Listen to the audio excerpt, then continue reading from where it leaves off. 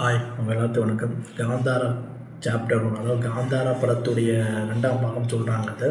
அது வந்து சில தினங்களுக்கு ரிலீஸ் ஆச்சு. இதை பற்றி நான் பெருசாக பேசக்கூட விரும்புகிறேன். ஏன்னா தக்லைவ் படத்தை வந்து கர்நாடகாவில் ஓட விடலாம். அதாவது இந்த காந்தாரா சாப்டர் 1 படத்தை வந்து நம்ம எப்படி பேசணும் தெரியல. ரிஷப் செட்டி இயக்கி நடிச்சிருக்காரு.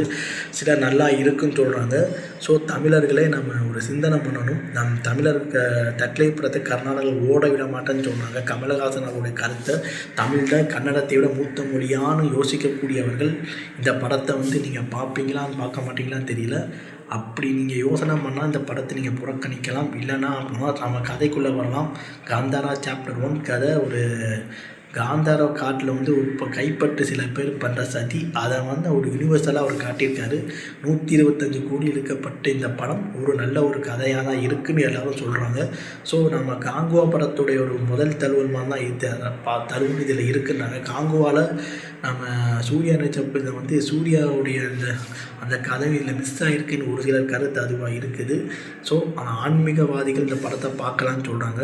ஸோ இதனால் நம்ம தமிழ் இண்டஸ்ட்ரியை வந்து எல்லோரும் சொல்கிறாங்க, கன்னட இண்டஸ்ட்ரியை பார்த்து கற்றுக்குன்னு சொல்கிறாங்க. அதாவது சொல்லக்கூடிய விஷயம் உண்மை தான். ஆனால் தமிழ் இண்டஸ்ட்ரியில் வந்து பேன் இந்தியா வந்து ரோஜா பாம்பேன்ற 90 கொடுத்துட்டாங்க. 1000 கோடி கொடுத்தாங்க. தமிழ் இண்டஸ்ட்ரி ஒரு கன்னட படத்தோட சிறந்த இண்டஸ்ட்ரி நீங்கள் யோசனை பண்ணனா எல்லோரும் யோசனை பண்ணுங்கள். 2022 KGF 2 நல்லா கலெக்ஷன் 1000 கோடி அடிச்சு. காந்தாரா படம் அப்போ நல்லா கலெக்ஷன் அடிச்சு. அதனால் 2023 2024 எத்தனை 100 கோர்ஸ் வந்து கன்னடா இண்டஸ்ட்ரி கொடுத்துட்டு உங்களால் யோசனை சொல்ல முடியுமா? முடியாது. அதாவது நம்ம உதாரணத்துக்கு ராகுல் டிராவிட் சொல்லுவோம். ராகுல் 19 கிட்ஸுக்கெலாம் அவரை பற்றி நல்லா தெரியும். அவர் ஒரு 10 மேட்ச் ஆடுறாங்கன்னா எத்தனை மேட்ச்சில் சிக்ஸர் அடிப்பார்னு பாருங்கள். ஏதாவது ஒரு மேட்ச் 2 மேட்ச் அடிப்பார். ஸோ அது மாதிரி தான் கன்னடா இண்டஸ்ட்ரி. ஏன்னா அவங்க மார்க்கெட்டுன்றது தெலுங்கு, தமிழ், மலையாளம், ஹிந்தி 4 ஆடியன்ஸை நம்பி தான் இருக்குது. ஓவர்சி மார்க்கெட் அவங்களுக்கு அந்த அளவு கிடையாது. ஸோ ஓவர்சீயும் மற்ற மாநிலம் படத்தையும் அந்த படத்தை ஏற்றுக்கணும். அப்போ தான் அந்த படம் ஹிட்டு.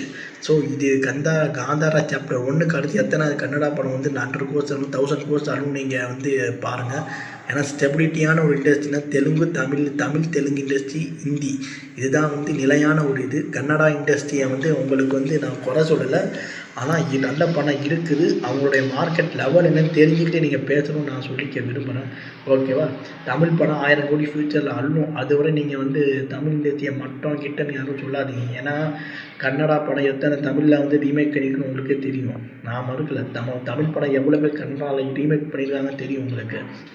அதனால் அதை வாட்சிட்டு நீங்கள் பேசணும். அதனால் நம்ம தமிழ் இண்டஸ்ட்ரி நீங்கள் மட்டமாக பேசுகிறத வந்து ரசிகர்களுக்கு நான் சின்ன கோரிக்கையாக வைக்கிறேன்.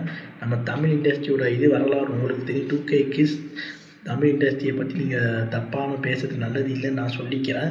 ஸோ காந்தாரா சாப்டர் 1 படம் நல்லா தான் விஸ்வலாக கொண்டு போயிருக்காரு. தமிழ் இண்டஸ்ட்ரியில் இன்றைக்கி 125 கோடி பட்ஜெட்டுனா நம்ம இதே 125 கோடி சம்பளம் வந்து ஹீரோட சம்பளமாக இருக்குது. அதான் தமிழ் இண்டஸ்ட்ரி உருப்படாமல் இருக்குது. ஸோ நம்ம ஓவர்சீ மார்க்கெட் இன்க்ரீஸ் பண்ணோம்னா சில சாக்ரிஃபைஸ் பண்ணி தான் ஆகணும். ஸோ காந்தாரா சாப்டர் 1 போது பல படத்தை நம்மளால தமிழ் இண்டஸ்ட்ரியாலும் கொடுக்க முடியும். அதை சொல்லி என் வீடியோ நான் முடிச்சுக்கிறேன். உங்களது விடைபெறும் முத்துப்பிரகாஷ். பாய் பாய்.